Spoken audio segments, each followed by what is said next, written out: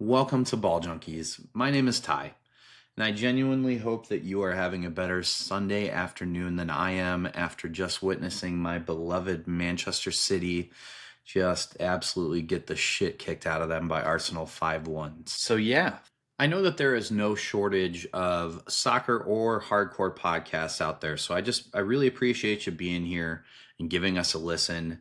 In the coming weeks and months, I'm really excited to just bring you some conversations with some of your favorite bands, maybe some of your favorite footballers, just talking about punk and hardcore and our love for our favorite teams. Episode 1 is a very good conversation that I have with my dear friend Austen.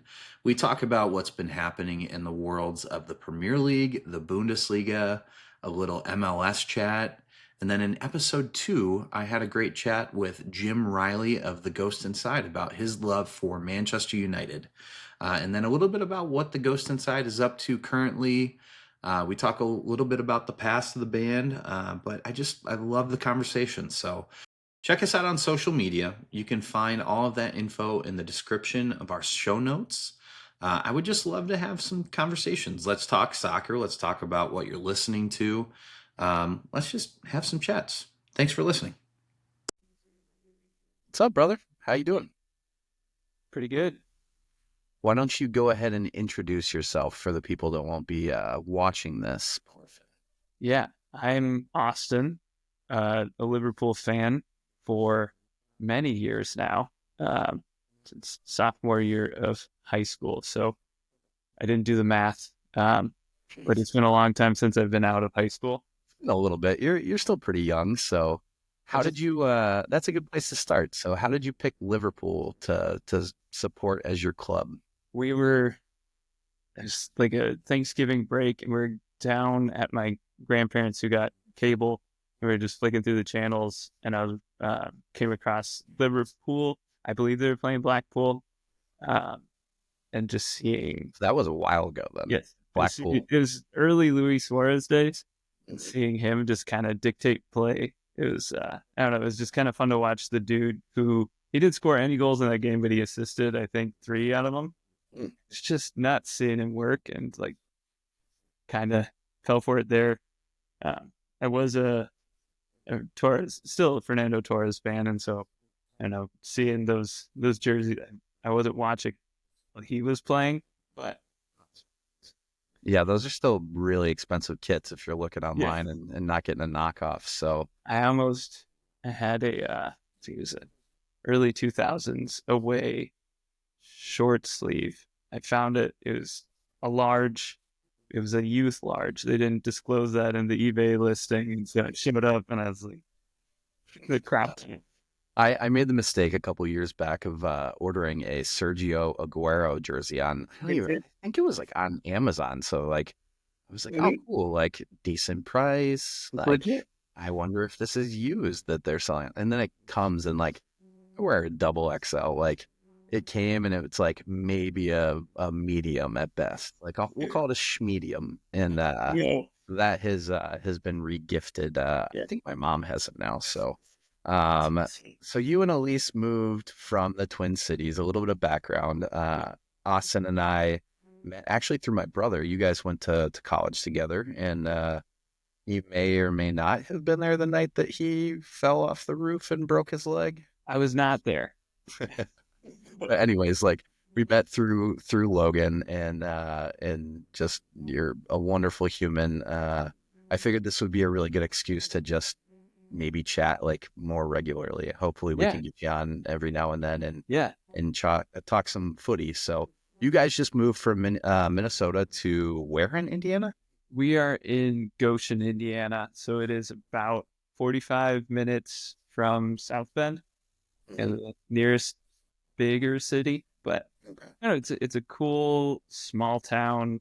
It's not tiny, but lots of good restaurants, great brewery in town. Decent enough mountain biking nearby, and now I met our neighbor last weekend, and so getting plugged into a men's league team here. And you said he's a Liverpool supporter as well.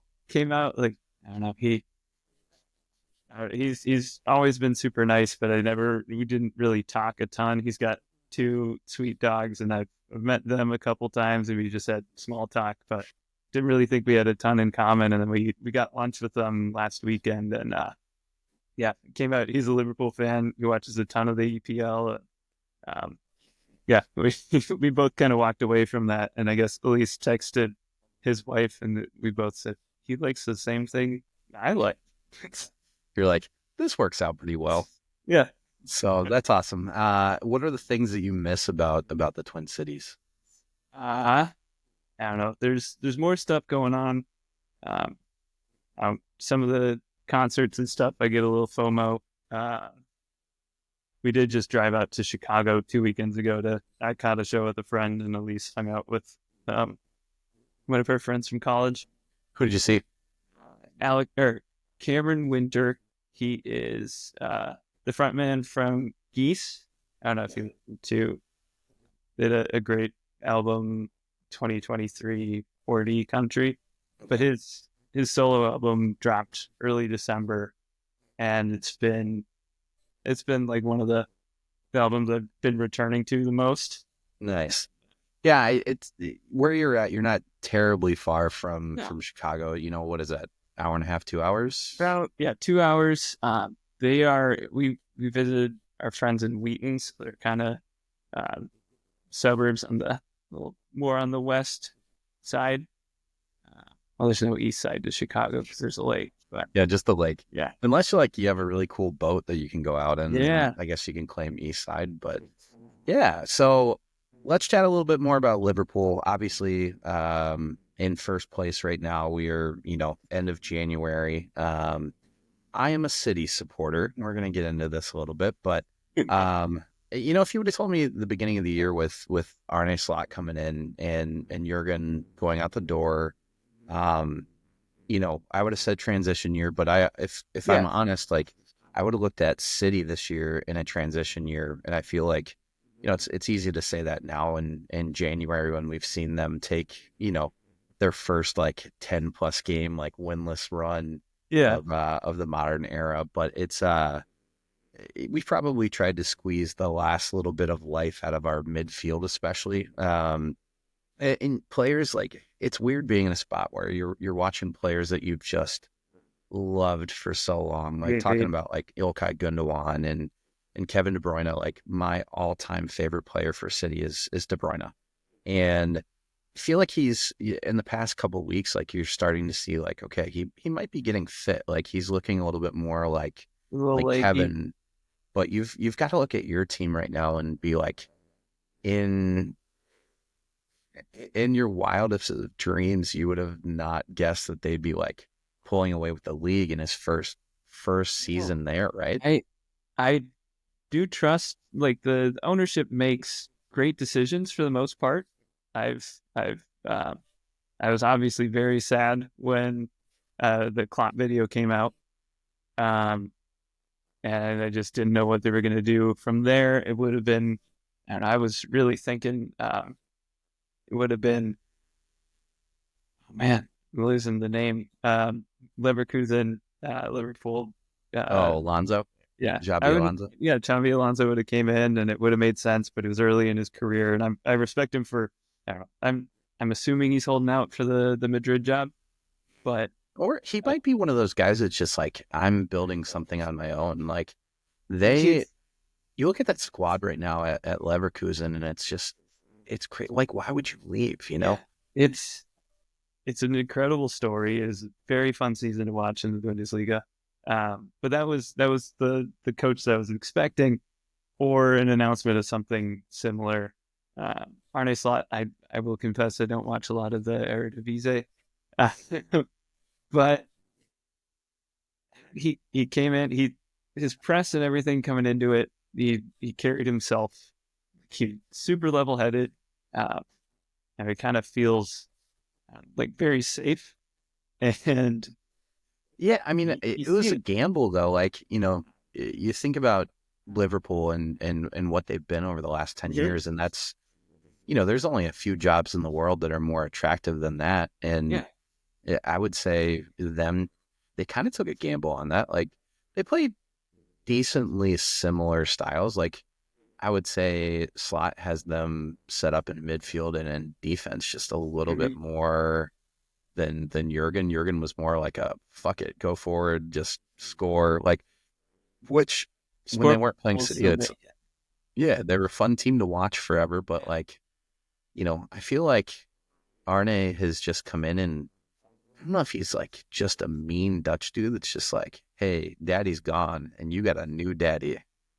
He's brought this level of calm that I very much appreciate. I loved watching Klopp's Liverpool, but when you could tell when they weren't confident and when they lost the ball and something happened, there was this feeling that it could go one of two ways and you're not sure which way it's going to go. Now, when you lose the ball, at least I trust that midfield to step up and that defense has been very solid.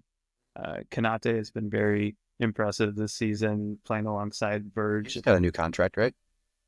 So. Or they might be working on it. So, and Gravenberg though, what? Yeah, I think it's maybe because Klopp couldn't speak Dutch. That's what I'm.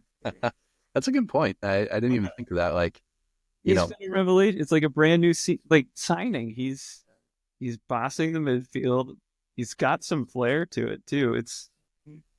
You look at like that Ajax team that made that run in the Champions League that year, and like out of all the players that have come from like that era on, like he's probably had the most successful run since then. I mean, like De Jong's had flashes at Barcelona, but like, I would argue that he's never had a form that like Gravenberg's in right now.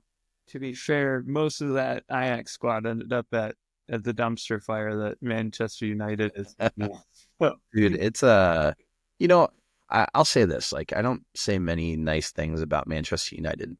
I really admire what Amorim is doing there and what he's saying. And like, it's funny to listen to football media because they're like, he can't say that. And, how can you motivate your players if you're alienating your best player? And it's like, you guys don't see what's happening in training, and neither do I. I'm not pretending that I do, but like Amorim is a very successful coach. He's young, but he was, pegged to be Pep's successor potentially. His Sporting team is I mean, Sporting they whooped us this season in the Champions League, and like, we had some key injuries, but like, no excuse. You got to still play once you're on the field, and they kicked our ass.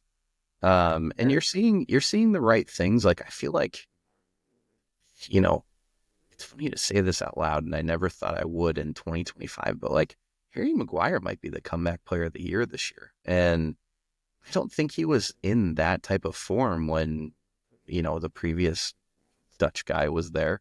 Yeah. So, I mean, let me go back to Liverpool here. Did you, at any point after that Klopp video came out, did you have like a nightmare that Brendan Rodgers was going to get appointed and like this like whole David Moyes back to Everton style signing for Liverpool? Rodgers he was the manager in charge when I started watching. It's kind of like the not twilight era of his time there, but he did a lot for the club. He brought Firmino in, and I don't know. He had that team playing in a way that I don't know if with that group of players another coach would be doing. But I didn't think he was coming back. I trusted ownership enough to. You're like, please God, no. So let's talk a little bit more about this. Like, do you think, barring injuries, do you think Liverpool walk away with the league this year? Are you looking in your rearview mirror at all? I mean, like, knock on something wood right now. I have big slab behind. There you go. All right, speak away. I don't see another team that puts a run together.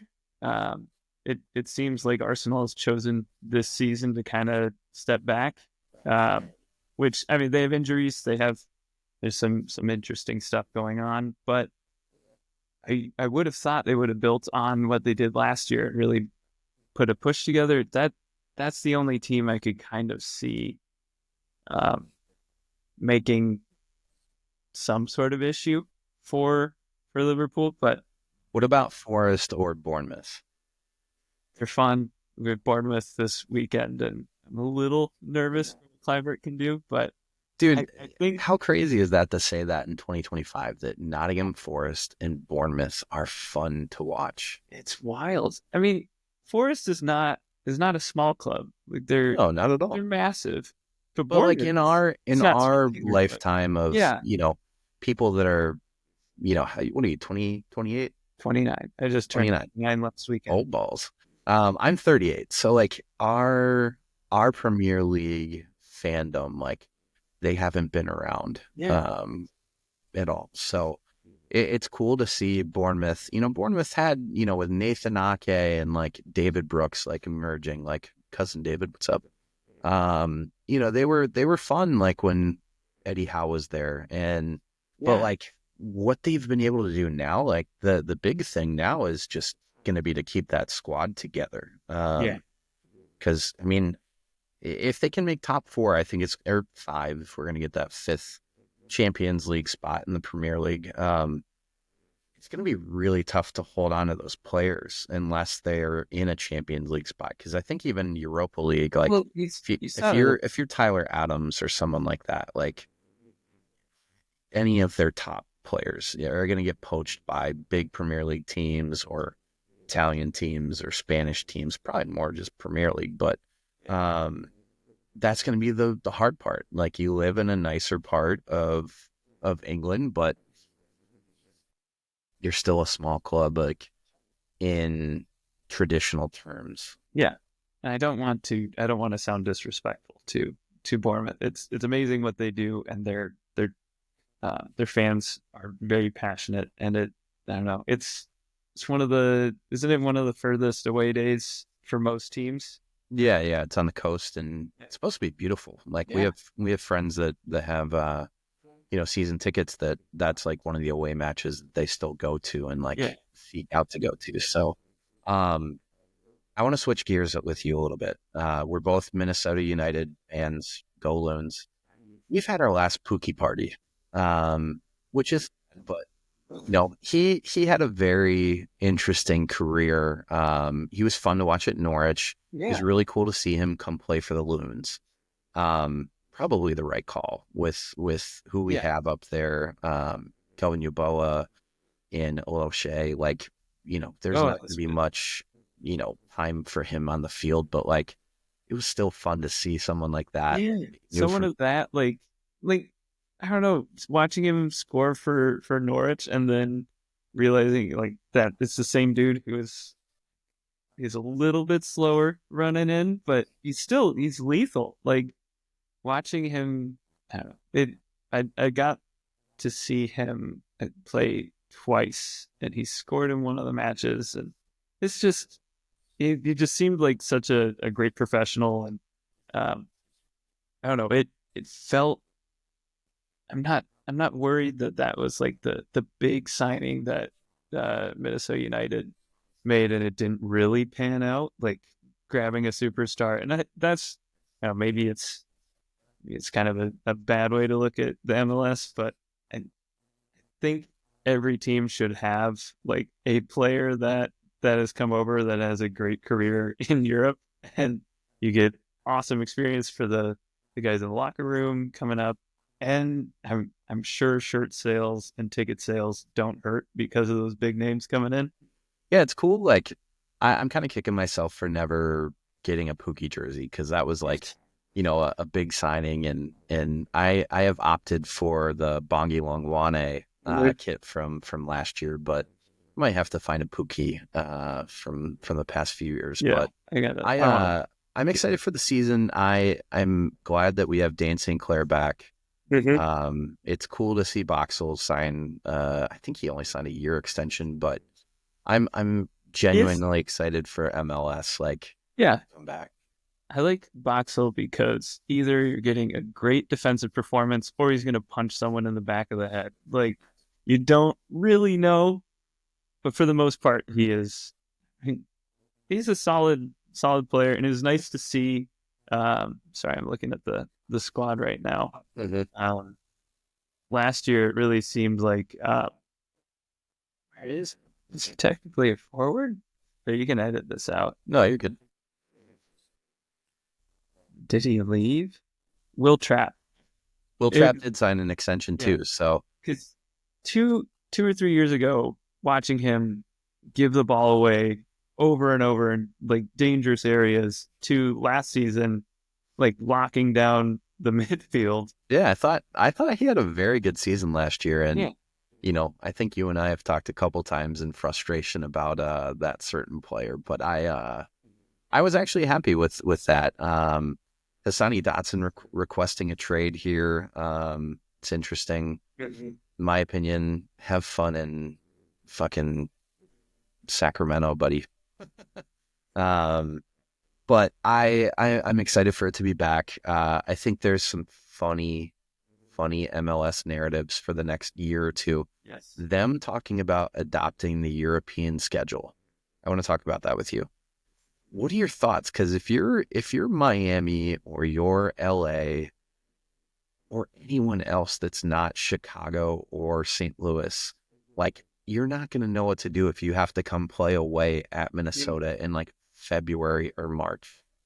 It's like the same thing that I got a little upset with the U.S. national team bringing that friendly or that qualifier to Minnesota in February against, was it Honduras? That's not nice. Panama or like Costa Rica. I forget who it was. It was a CONCACAF team, and you know, you see it's literally -5 degrees, and the fact that that's what we had to do to kind of like hopefully get a win was a little concerning. It's kind of like on brand for CONCACAF though. Like, I feel like that's a confederation that we should just call shithousery.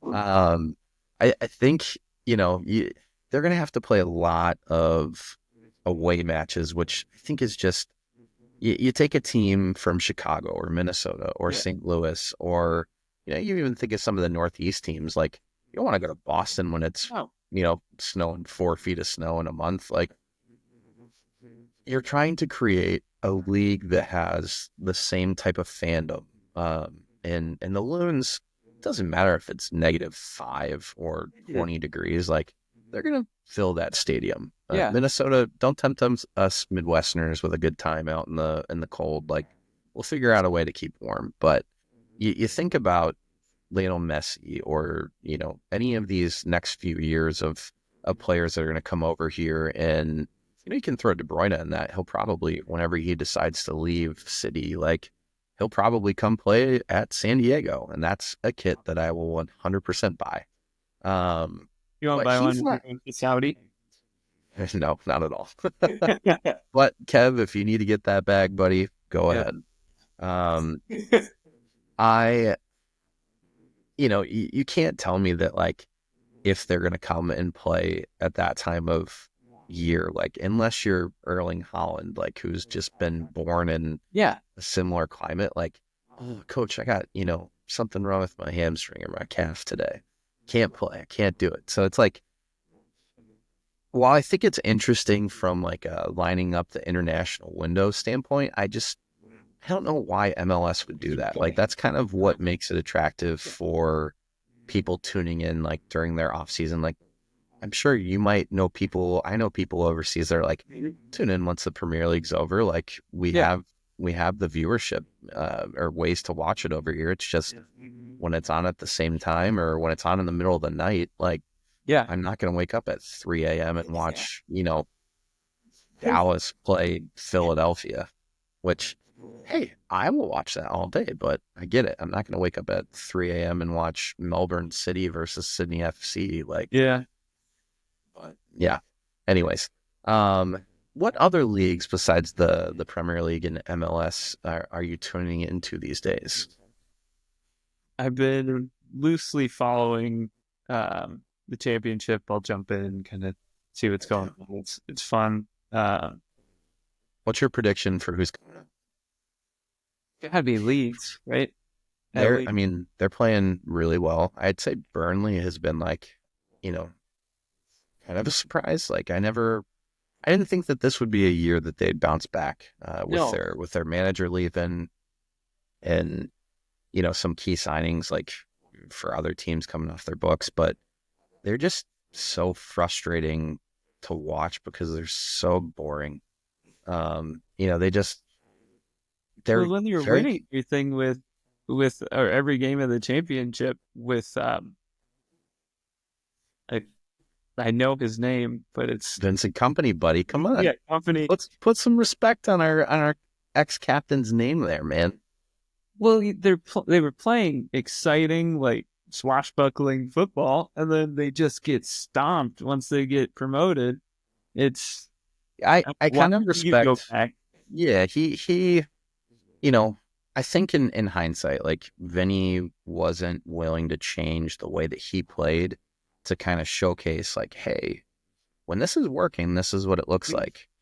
But if I don't have the right players, this is what it looks like. So future employee, now Bayern Munich. Yeah. That was a surprising, I love Vincent Company, like top 5 City player of all time for me.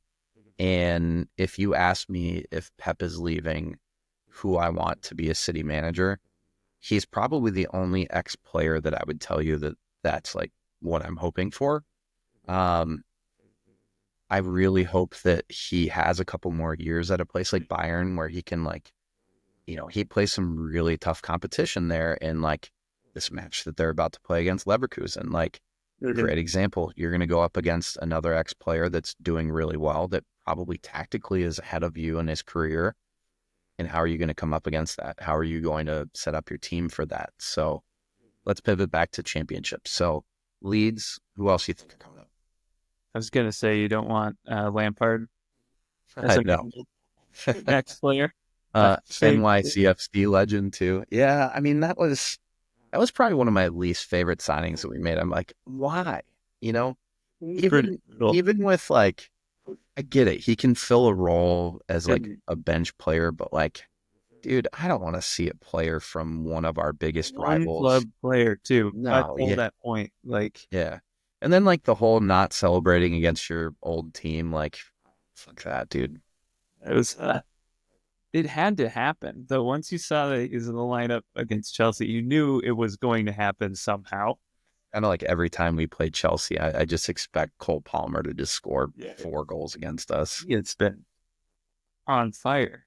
Dude, it's so chilly good. Boy, but yeah, I respect that he bet on himself and like went somewhere else to get some playing time, but I feel like that's one for the next 10 years we're gonna be like, maybe kicking yourself.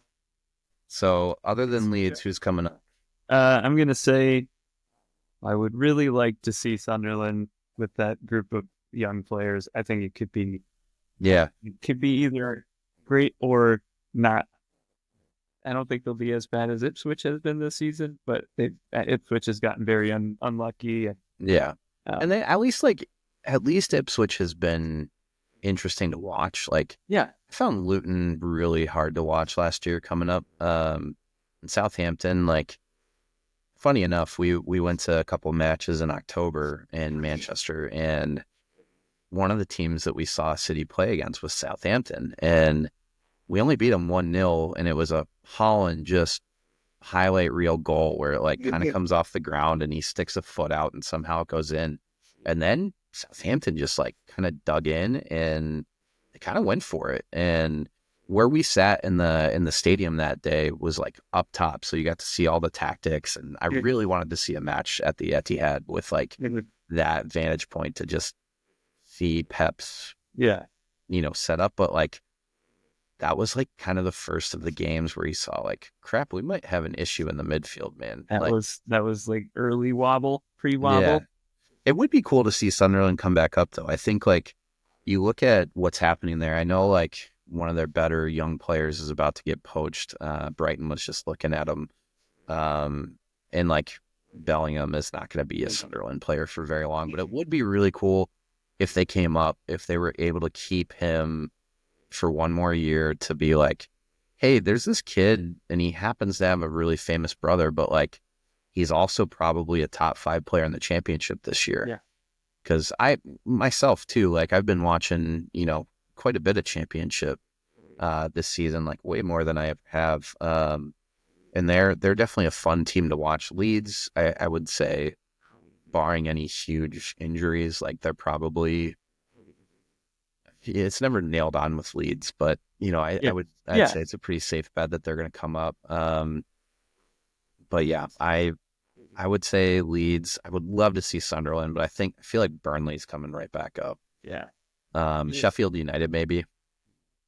Maybe it's, I don't know. They didn't have a great showing last time. No. It's like, all right, guys, if you're coming back up, can you at least make it a little bit interesting this time? It's kind of like the yo-yo clubs, like when Norwich and West Brom were kind of up and down and the trading places for a couple of years. And yeah. Let's talk about this. What teams outside of Minnesota United and Liverpool, do you have any like other teams you're kind of soft on? I do love watching Dortmund. I'll also follow St. Pauli. Just, I don't know. It seems like a great fan base. Yeah. A great story. I think I align with a lot of their politics and same with Liverpool. Yeah, that's a team that I have fallen in love with too. Probably more politically than anything, but they're also kids. Yeah, I mean they're a punk rock football club. Yeah. Like, what's not to love there? I really like Jackson Irvine too. I think he's one of like the more interesting players to watch in Bundesliga, and like especially for teams that are like in the bottom 10 or 8, I should say, in that league. He's a leader, and I really hope that they can stay up. And I'm really interested to see if he's able to, like, God forbid they did go back down. I feel like that's a player that like could play elsewhere. Yeah. The only shitty part about Jackson Irvine is he's a United supporter. I was gonna say. I did grow up. My dad is a huge Pep Guardiola fan, so we watched a lot of Barcelona pre-Guardiola as well. But that's a club that if a game's on, I will watch. I like their I don't know, just that kind of total football ethos, and even when they're not good, they're still playing in a beautiful way, it seems. And yeah, I feel like they're one of those teams right now. It's just such a shit show for what's happening behind the scenes there that we're going to sell the 4th tier of our new stadium that might open sometime for the next 30 years for only $100 million. But you can get it today for $60 million. Like, it's crazy. Like, if you would have went back like and told Pep Guardiola, in that run where Messi and Neymar and Suarez, like, it's just, if you would have told him forward the early 2020s and this is what's going to be happening at this club, I think he would have been like, can I go to Bayern earlier? Yeah. So, Bundesliga has been fun. Like, I feel like that's just such a fun league to watch. This year is really interesting. Obviously, we talked about Vincent Kompany, but like, Bayern's been down the past couple of years. If it wasn't for Dortmund just completely shitting the bed 2 seasons ago, it would have been 2 years in a row where Bayern didn't win the league. But, Leverkusen's starting to put it together after a rough start. You've got a couple other teams, just kind of climbing the ranks. And then Dortmund, just fired their manager. It's kind of crazy to watch like the outgoings that are happening at that club. And, you kind of see they're in a weird spot where they're going to need to rebuild while still being a decently young club. Yeah. It'll be really interesting to see. Part of me was like, does Jurgen go back there? Like, he's in Germany. He's all money though. I know, but like, maybe he's feeling bad about talking shit about the City Football Group and then joining another fucking football group that owns clubs all over the world. I would love to see him back at Dortmund. I don't know if this is the era that it would. I don't know if Klopp is awesome for a rebuild. I mean, how much of like, they still have a lot of young pieces. Like I'm just kidding by saying suck it, Jurgen. Like, I like Jurgen Klopp. He's a very fun manager to watch. I think seems like a great guy too. Yeah, I'm sure he would be a great guy to have a beer with and talk, metal with him. But you give him that group of players, and even with selling some recent players, there's still a lot of talent there, and a coach like that could just set them up and just say, hey, you know what? This is the way we're going to play, and we might lose the next 5 games, but I bet you if you guys all buy in, we're going to win the next 5 after that. So I think that would be really interesting. I know that they just hired a new manager, but I feel like it's a stopgap manager. So I really think Bayern will win the league again this year, and unfortunately. But come on, Vinny, just wanted a couple of years and then come home. It's something that I'm not surprised about, but it never feels good. Yeah. I'm sure that if you're a Bayern fan, it feels off. Yeah, they have, I don't know if you saw this yet, but this transitions nicely to what I was going to ask you next. Did you see their new merchandise line for their anniversary year next year? No. You should check out on Adidas, but they have just some unreal merch coming out. I think some of it's out already, but Adidas has this tracksuit right now that I've looked at it, and I'm like, if it was any other team, I would buy this in a heartbeat. But I don't know if I can wear anything Bayern. That's fair. Oh, the terrace icons. Yeah, dude, looks pretty good. It does. Let's talk about Grail soccer merch. I know, like, you and I like old kits, and especially for our clubs, we text stuff back and forth quite a bit. What are you searching for still from a collector standpoint? Looking for a long sleeve Reebok Torres jersey. Reebok. What do you think about them getting back into the football game? I don't know if they should, but that is the year. I think I don't know if it's Santos. I know there's a couple South American clubs that they're like dipping their toes back into football. I do think, there's a good enough variety in the league where I think they could exist and not look out of place. Especially anything's better than Castor. So yes, that's come on back, Reebok. Gonna say. So what else, like, other than the long sleeve Reebok Torres? Yeah, I don't know. It'd be nice to find an Umbro Sweden Ibra jersey. Have an Adidas one from, I think it was a Euros campaign, but heck yeah. I think some of the Umbro City stuff is like my favorite, City shirts that I have. I do like 2 out of the 4 kits for City this year. I like the home. I think the area code is clever. I wasn't a huge fan at first. The 99 away kit reissue is just chef's kiss for me. I think we've worn it 2 times this year. For some reason, we keep wearing our maroon, and then even we've worn the Oasis kit like twice. It's almost the same amount that we've worn the 99 away kits. But I'm curious, to see, Liverpool's re-signing with Adidas next year. I think that's going to be a huge deal for you guys. I'm very excited to see what they yeah, I'm sure they're cooking right now. The Nike jerseys have been a little bit of a disappointment. Not just, like, I know Adidas will be expensive too, but it's hard to just, $90, I'll buy a shirt. Or even more than that, man. Like, I was at the Minnesota United team store sometime in the last couple of weeks here.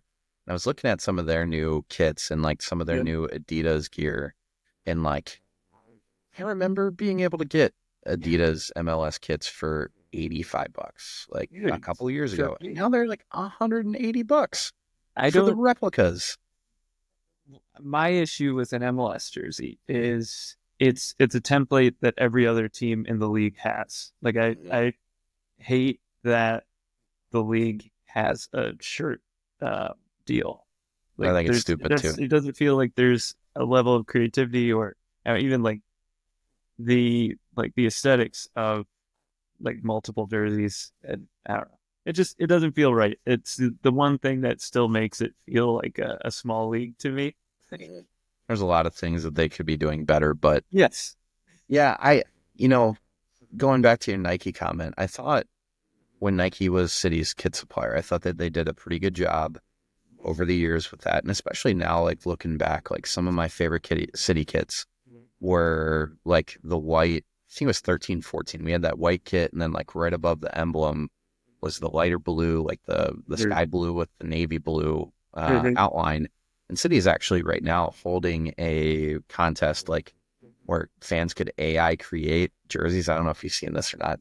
And like one of the 10 things that you can pick from is like an exact replica of that, but instead of it being on the, on the sash on the side, it's just right down the middle. But some of like the kits from 13, 14 through whenever we signed to Puma, I think it was like 2020 or 2019 maybe.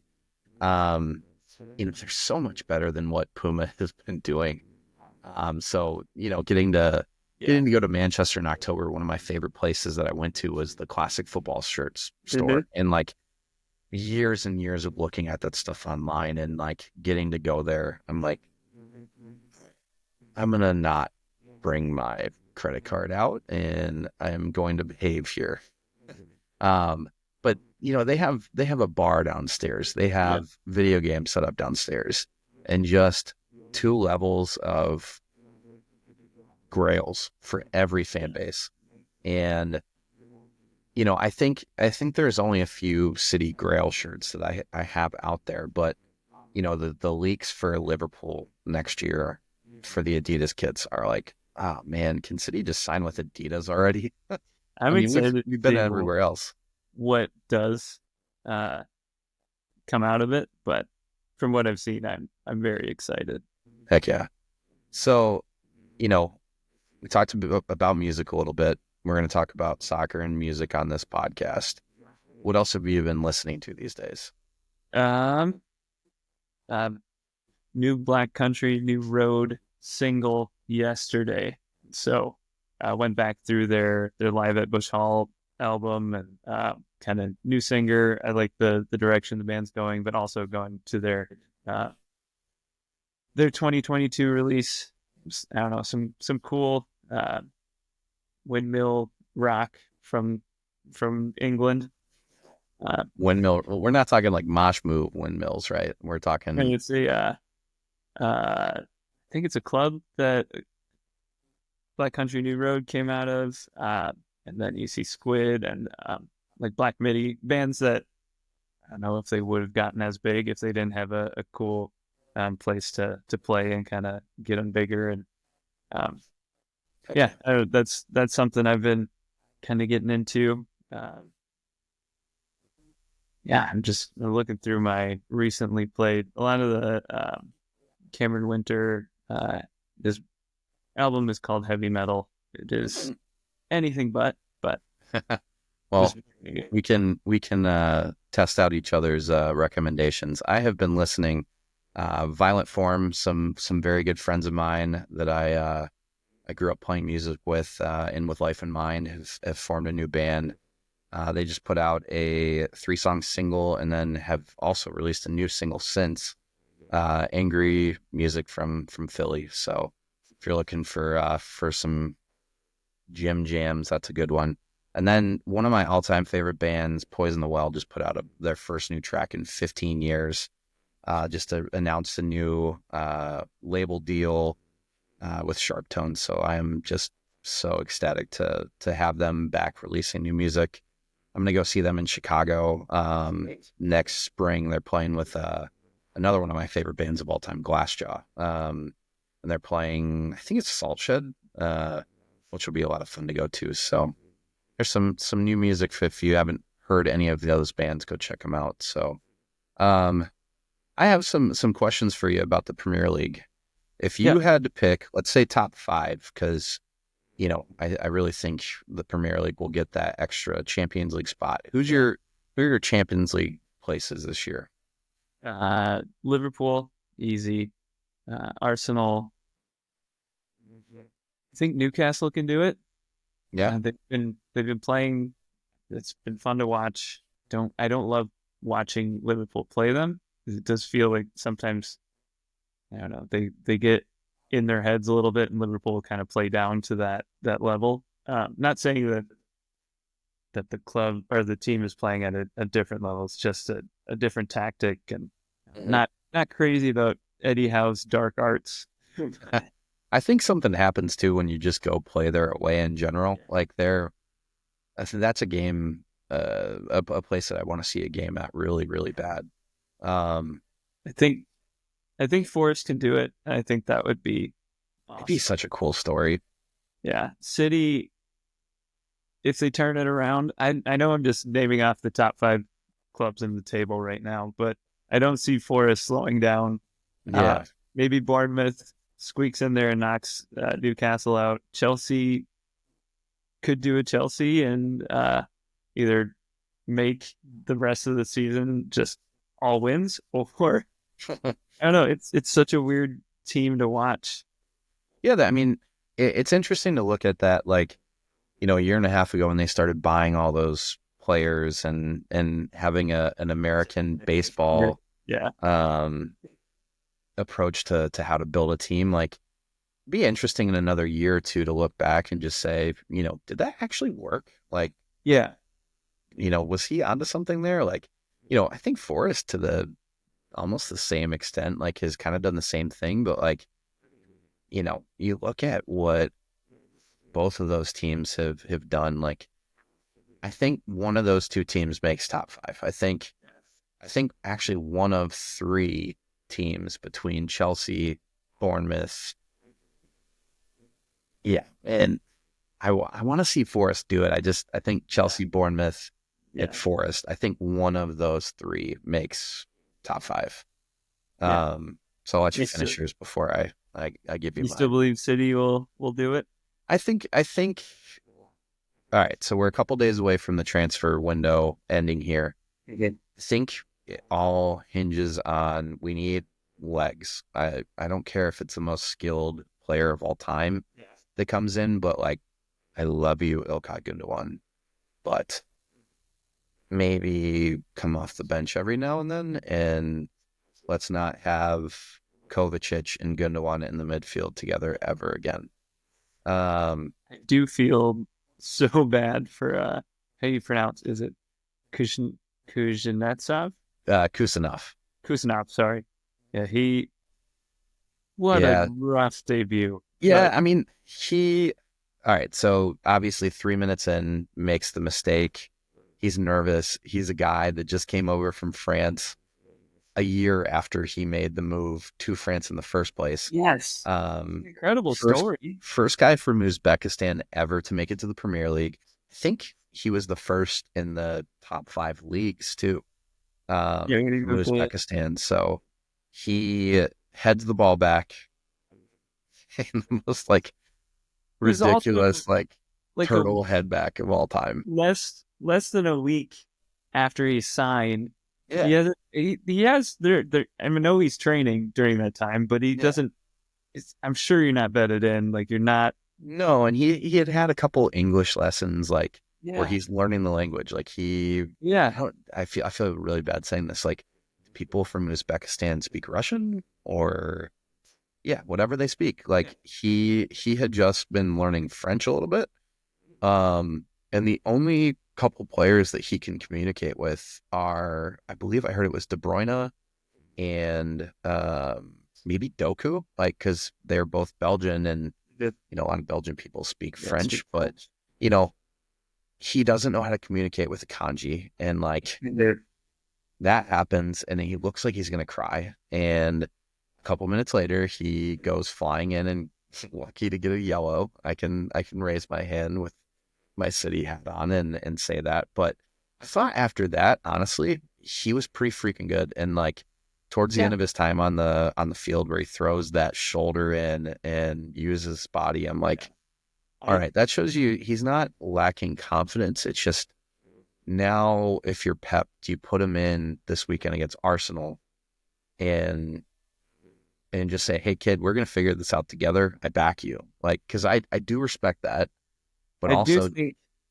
Sorry. John Stones is coming back and like he just can't string together more than a couple games. So I honestly think if I'm Pep, like I might tell those guys, you're going to do 45 and 45. Yeah. But would you stick them right back in? I think two things. The official language of Uzbekistan is Uzbek. They do speak Persian and Russian as well. Bad, Abby. I think Pep should have taken him off in the second half, maybe early in the second half. Did. So I think he got taken off like right time, wasn't he hooked?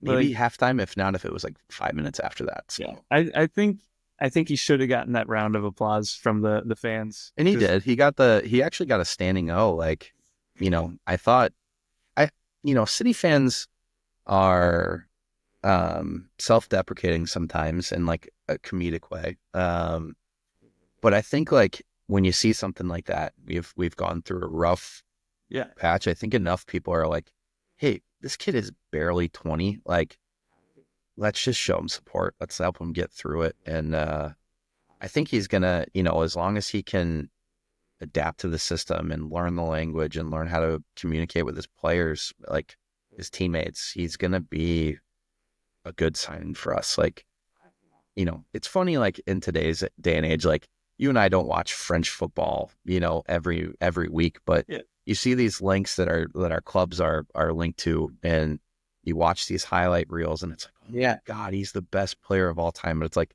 2 minutes of like action, and it's only showing the good stuff. None of the mistakes, none of the red cards from throwing elbows and shoulders. But to answer your question about City, I think Marmoush was a brilliant signing. Like, I think that's your Alvarez replacement there that we've been crying out for. Holland needs someone close to him up there. Yeah, and I think honestly, like, it'll be interesting to see if Pep lets him be as free-flowing as he was at Frankfurt, because he kind of did the Alvarez thing where he'd play right behind the striker. And we saw that in the match against Chelsea last week. Like, there was a time when Holland brought the defense with them over to the left, and Marmoush comes out to the right, and we weren't able to cross it back through to him. But like, if they can just get on the same page and like be able to be in some film sessions like that, like he's only been there same amount of time basically. Yeah, he's only been there a week and a half. So I don't know. I don't think the City wobble lasts forever. I think they're gonna hit maybe after the window closes and just go on the run that they always go on in the second half of the City. I don't think we see them rattle off 10 plus wins. I think, unless there's just something crazy that happens between now and the transfer window ending, like I think that there's enough of an issue in that midfield that I think, like, if you could string together 3 wins out of every 5 matches and then like a draw or 2 in there, like that puts you in line for top 4. Like, I would laugh my ass off Boston, and no offense being a Liverpool fan, but if we somehow come back and catch you guys and Arsenal can never talk shit again, because you didn't get to capitalize on the year that City had their worst run.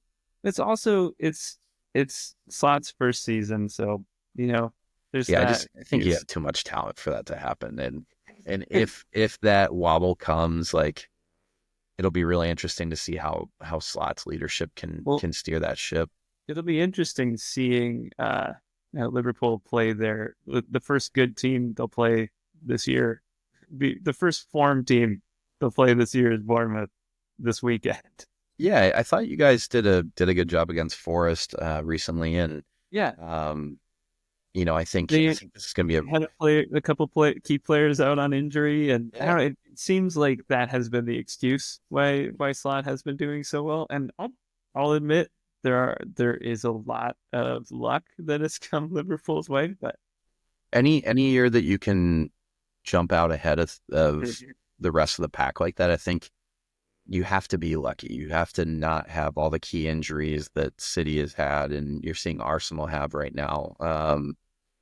Let me ask you this: as a Liverpool supporter, with Van Dijk and Trent Alexander-Arnold and Mo Salah, all of their futures are still out there. What is your prediction? Like, who do you see staying? Who do you see going?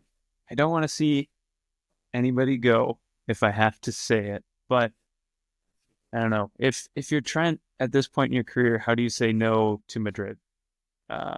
You could be a one club man. Yeah, you could do the Gerrard thing, but Gerrard almost left early in his career.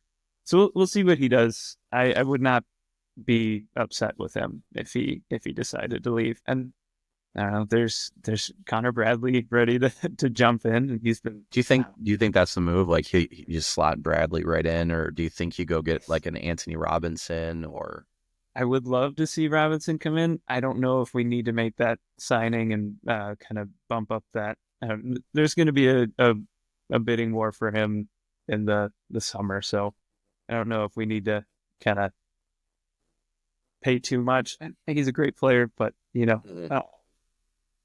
I look at what City's needs are, and obviously it's funny being an American, and like the only American player I would ever want them to sign that exists right now is Anthony Robinson, because I think he actually fills a need on our squad. But I also think that Vardiol has been incredible out there for us. So if you're going to tell me that he's our left back for the next few years, like I'm fine. Robinson, go somewhere else, buddy.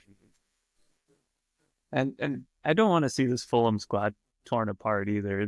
They've been pretty exciting to watch. My sister-in-law is a Fulham supporter, and so interesting.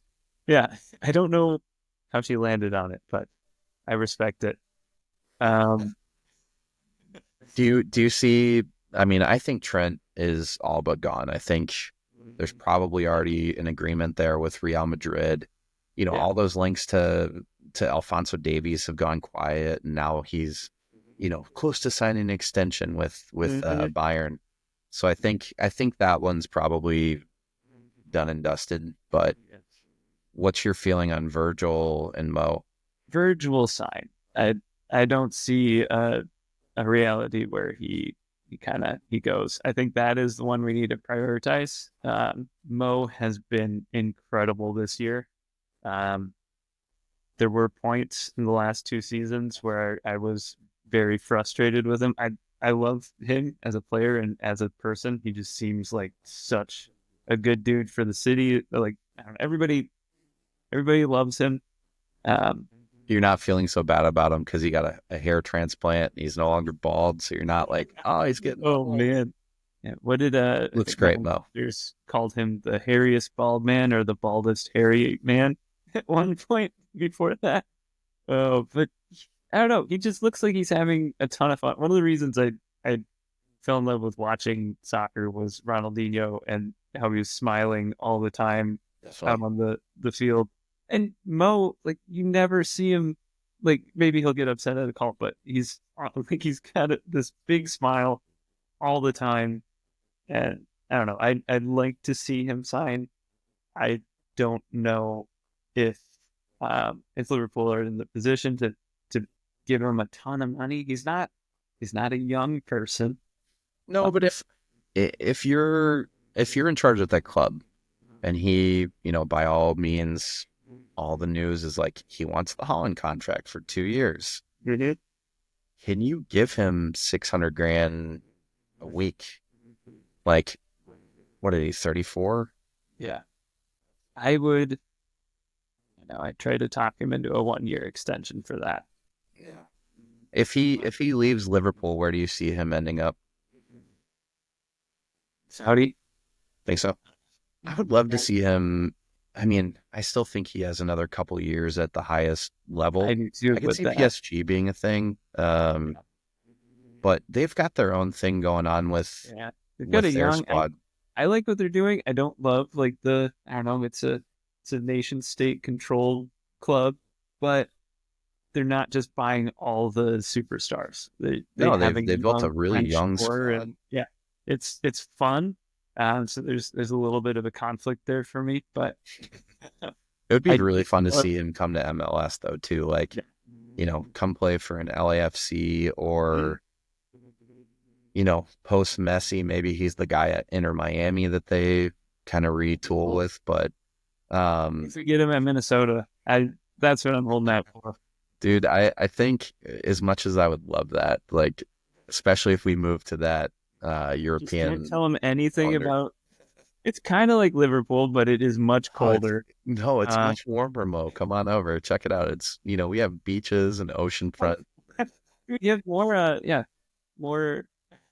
Just get them on the coast of Duluth and say, hey, buddy, we're gonna send you like the best RV to come pick you up for training every day, and you can be in your your echo chamber for recovery on the way back, and then when you get home, just go enjoy the beach of Duluth, Minnesota. Yeah, more coastline than California. Heck yeah, dude! I love that stretch of Duluth up to Grand Marais. If you have never been, come up there. You'll not even know you're in the Midwest. Highway 61 is one of my favorite drives. Oh, it's great. Next year, you retool. Let's say, for the sake of this conversation, Virgil's the only one still there. Who do you want to replace Mo Salah? Or is he already there? That's tough. Let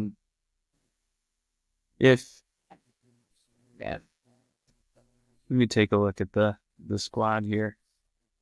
I mean, I think Jada's interesting, but I think the whole Darwin Nunez thing is going to be done after this season. And he can do, I feel like he gets a little bit more flack than he deserves. Like, he's still a creative player. He creates chances. He just has a case of the yips when it comes to, finishing there. But I feel like if he were to go to a club like a Bournemouth, where there's not as much expectation, like, he'd be $100 million striker. But just because he plays at Liverpool and like only gets 5 to 10 goals every year, like, he's, compared to Holland and players like that, where it's just, there's not many of those in the world. Yeah. I think that's the comparison that is the most harmful to Nunez is he came in the year after City signed Holland for an incredible fee. Wasn't it even the same year? I think it was the same year, but people were setting them up, play each other. When you see Holland at Dortmund and at Salzburg, where Nunez has been, he was lighting up the Portuguese league, but he just, I wouldn't have put them in the same bracket then. I don't think that comparison was fair to him at the beginning. But when you pay that much money for a striker, there are expectations, and I understand that they may not have been met. I love him. He is just chaos. I think he does more for the club than a lot of people kind of realize out there. Like, he is the hardest working attacker in that lineup. He's in the back and then making that run. Like, he's back on defense when he needs to be. He's got the legs for it. Mm-hmm. Yeah, he never seems to be tired. So yeah, I feel like if I was a Liverpool supporter, that's a player that would, kind of be like the same thing as late City Leroy Sané, where he's just an energizer bunny, but maybe doesn't finish as much as you would hope for. I'd like to see one more season of him at Liverpool, and if he can't put it together, then I get it. But I think he's close. I think he's very close. And after a year with Slot and kind of understanding the expectation of the new coach, now let's see what happens. What's your confidence level for Champions League this year for you guys? It's like Slot had said, I think before the match yesterday, or was it 2 days ago? Like, if we win, that's great. If we don't, it's a year that we're in rebuilding and kind of learning the team. I don't know. I don't see a ton of teams in Europe that will give Liverpool issues, but on their day, Liverpool can be gotten at. Like there are many instances even this season where they kind of down tools and teams get back into the game. And I would agree with that. Yeah, I feel like this year, out of all the years that I've watched Champions League football, like there's not like a clear cut like best team in the competition. Like, you know, we just drew Real Madrid today for the playoff, like, which is hilarious. We came back from a goal down to Bruges to even get to that point. But like, I think it would be the funniest thing ever if in this season, when City is in a downswing year, like first time in years that's happened, like if we were to knock out Real Madrid, and then like, I mean, there have been, I mean, look at the year Chelsea beat City in the Champions League final. They were in a worse spot than City is even right now at this point in the league year. Like there have been plenty of teams that have won that competition that have like, I mean, Dortmund getting there from, I think they finished 5th last year in the Bundesliga, and like, you know, they got that extra 5th spot, so they were in it again this year. So, you know, them even making the final last year, like they just went on a run. So like, I'm not saying that that's what my expectation would be, but like, dude, we kind of have no pressure. Like we have a no pressure swing at Real Madrid. And if I was like a Madrid fan, I would be like, this is not the team I want to see right now. Madrid, though, is kind of like they can't die in the Champions League. Even when they go down. I remember one night at the Etihad, 4-0 says otherwise, my friend. I don't know. Like the last couple of campaigns where they put it together, they didn't look great. They weren't great in the league. And I don't know. It's just Ancelotti does something. There's like some magic there. There's definitely magic. I mean, I wouldn't be surprised. I don't like Madrid as a team. I'm not a Madrid fan, but no, I think every player that goes there is dead to me. So, no, I think that you guys have a very good chance this year of doing at least a double. So, I'll say I would rather win the Premier League, but I will take the Champions League. I was just about to ask you that. If you could, like, all right, so do you think FA Cup is a possibility, or? Yeah, they have to beat Tottenham. Yeah. But Tottenham, like, it's 1-0 right now, right? Yeah, it's Tottenham. I don't know. Yeah, I mean, I feel like this is their Super Bowl, though. Like, they've got to go in. They have to win. If they don't win a cup, I like Ange. I feel like that's a manager I would love to have a beer with. Yeah. I would be worried that he'd order the same beer over and over and over and hope for something different. But I refuse to change this order. No, I actually really like him too. I think injuries is a tough excuse, and they have been in probably the worst position in the Premier League for injuries. But like, I think that they just need to give, like you saw it yesterday in their European match, kids came through for him, and it's like, you know, same thing goes for City this year. Is if you're in a downswing and you have injury issues, instead of playing the same players that you're seeing the same issues with, give the kids a chance to develop and maybe fill some needs that you have. And I'm projecting my City feelings towards Tottenham right now, 100%. But I think Mickey Van de Ven being back and healthy, and like a couple of the players that they're being linked to right now with the transfer window still being open, like I still think that they could have a successful season. And I still think that they're going to finish closer to 10 than they are in a relegation battle. I think Ange is a lot of things, but I think he's a very good coach. And I think, you know, they're going to get to a point right now where they're going to get healthy and they can turn things around. There's still plenty of time in the season. So it'd be interesting to see if you can say the same thing about United. Yeah. We'll see. I do think there is something to be said about more fans showing up with Levy out signs than Ange. Well, he just went to Bayern today to try to get a striker that turned him down right away.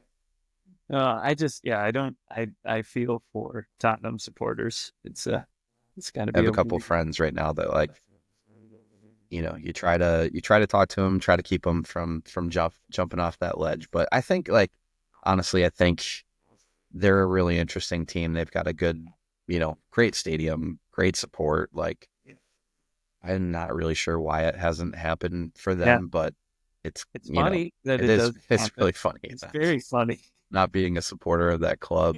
What do you think about David Moyes coming back to Everton and like kind of breathing some new life into that club? It's just a very funny thing to say. Yeah. Moyes, who looks like maybe he might have been dead. Also would love to have a beer with David Moyes, if I'm being honest with you. I think you'd have some surprisingly funny conversations with him. Oh yeah. I just can't love him as an Evertonian, but I will miss Sean Dyche. Just like having a very scary manager. Like that's the manager I wouldn't want to run into after bar close. Like, can you do your best Sean Dyche impersonation? I'd have to gargle with gravel first. And Austin is not willing to do that. For the record, we'll see where this pod is in a couple of years. Hell yeah! So if we can continue to grow this pod, maybe you'll start to grow. Maybe that'll be like a weekly segment. Maybe you can get Dyche on, and we can do our best impressions. Straight to his face. How long he stays. Hey, never say never. The time he's here, we don't ask any questions. Yeah. So you and Elise just went overseas on a trip. Did you get to do anything football wise while you were there? We were in London the last day of the Premier League, so we found a wonderful Liverpool supporters pub. The Spread Give Eagle. it a shout out. Yeah, it was great. Now it was packed. We got there an hour beforehand, and it was standing room only. We were outside. But what is the place called? I think it was Spread Eagle. I believe. Sure, you went to a supporters club and not to like a strip club. I got videos. I'm sure you do, Austin. So where all did you guys go on your trip?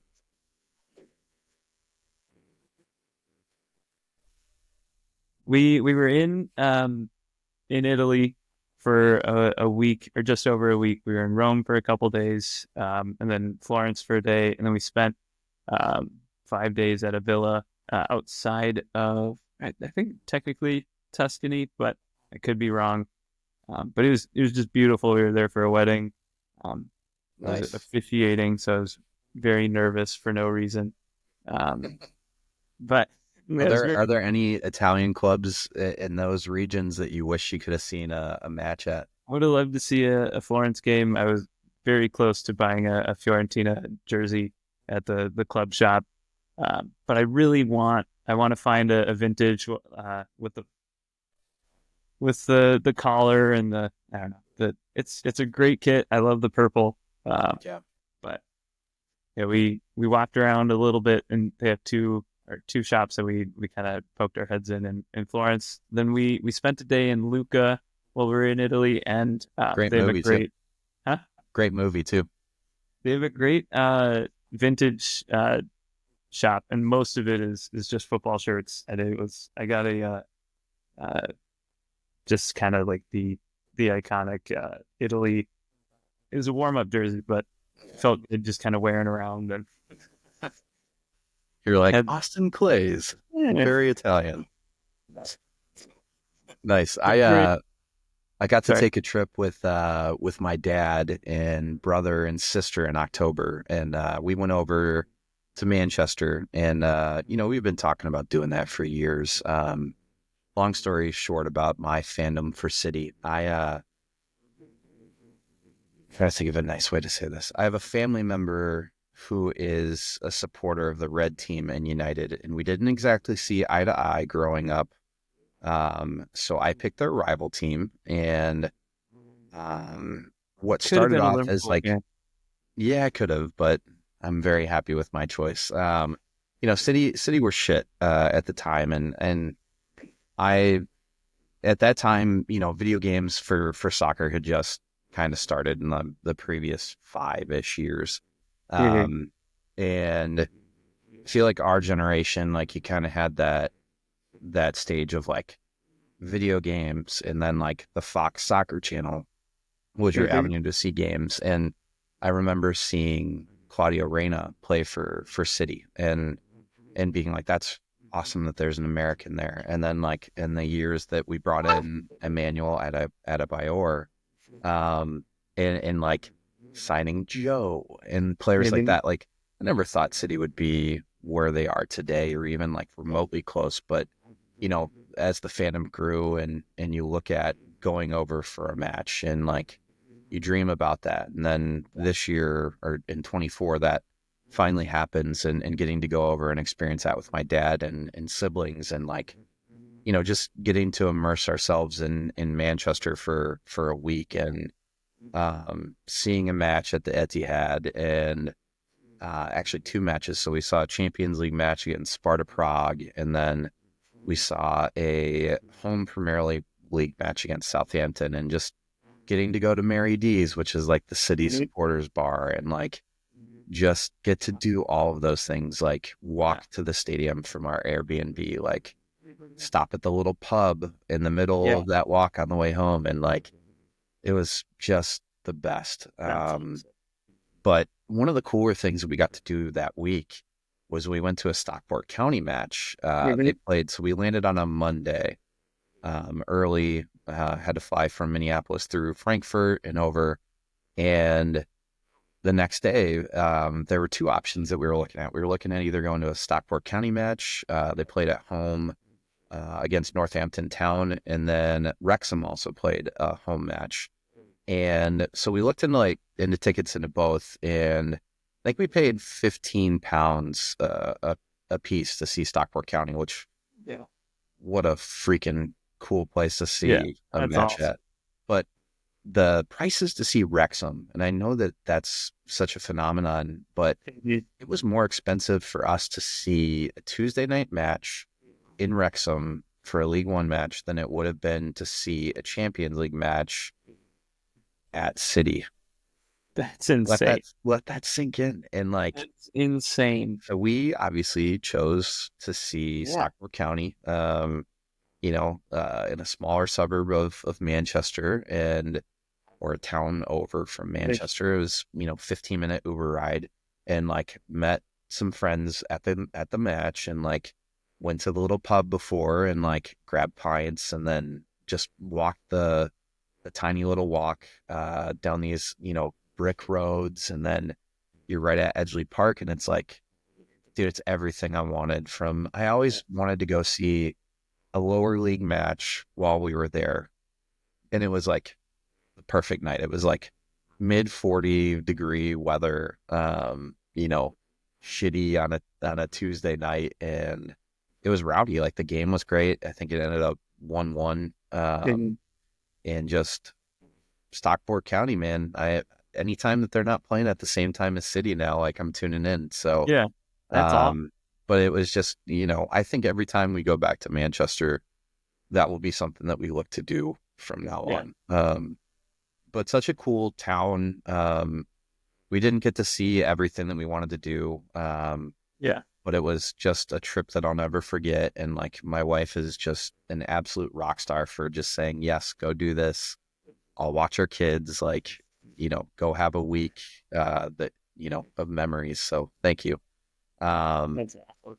but I want to ask, like, what's on your bucket list for places to see a match? Want to be a game at Anfield? We're looking at the next 2 years. It was Elise's idea, but for my 30th, we'll go Nice. at the game at Anfield. Elise loved our time in London, so I think it's Have a you little. gotten her in on, like, is she all in on Liverpool Oh too? yeah, yeah. She's very upset with Trent. Um, um, but yeah, she'll watch the games with me, and yeah, we can talk about it. And she has her own opinions on the team, which is fun, and just a good time. Um, I'd I'd love to see a game in Germany. I don't know. I want to see a Union Berlin game at that stadium. I think that would be great. very cool. And then I don't know. We were very The close. world's your oyster, huh? Yeah, we spent a couple days in Copenhagen, and they had a playoff match against a big rival, but tickets were not not approachably priced. The same day that I realized it was happening when we landed, and just didn't work out. But I think that'd be a fun place to see. I just love that city.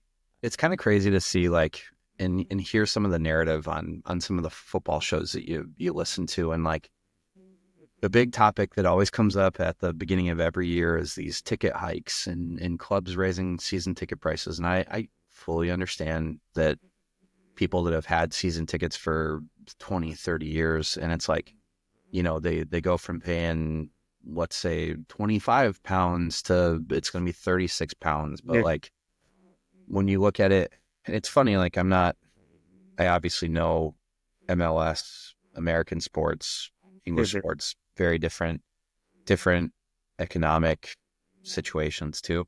But what we pay to see Minnesota United versus what I can see Manchester City for, it's like basically have to pay Premier League prices to see an MLS team. It is nuts. It's you know, for reference too, if you're not from America and somehow tuning in, a Green Bay Packer game, you know, I live in Wisconsin. Your average Green Bay Packer game, even just for the highest seat in the stadium, $200. Like, that'd be, trying to do math, like 170 pounds, 180 pounds maybe.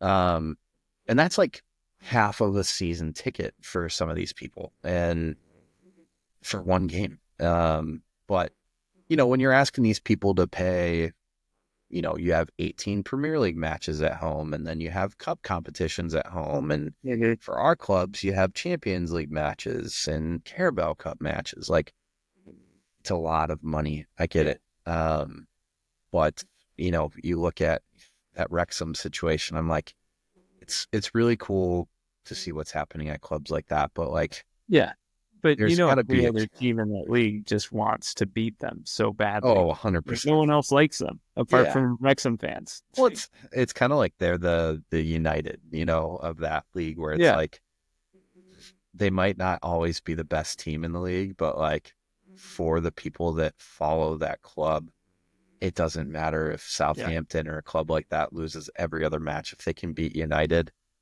that's something that fan base will celebrate for that entire year and beyond. But bucket list places for me, I would love to see a match at St. Pauli. Like, the Millantor would be right up there. Signal Iduna Park to see a Dortmund match would be insane. I would love to see, you know, just more of like League One level matches in England. Like, that was such a cool experience. Seeing some away matches for Stockport County would be a blast. I know that that's like sacrilegious for people from this part of the world to go do, but that'd be so cool. Yeah, a city away match is like top of my list. Yeah, we our trip was not planned around the football calendar. It was a wedding, and if we went any other time of the year, it would have been a lower league game and see what was going on locally. But it was the weekends that each league was kind of wrapping up, and so home games were very expensive. It was also Klopp's last game in charge at home. I can imagine that was not a cheap ticket. No, that, not that they're supposed to resell those tickets anyway, but that would be, that's the reality. Whatever it did cost, I'm sure it's worth it. So, I have one last question for you. Club World Cup happening here in America.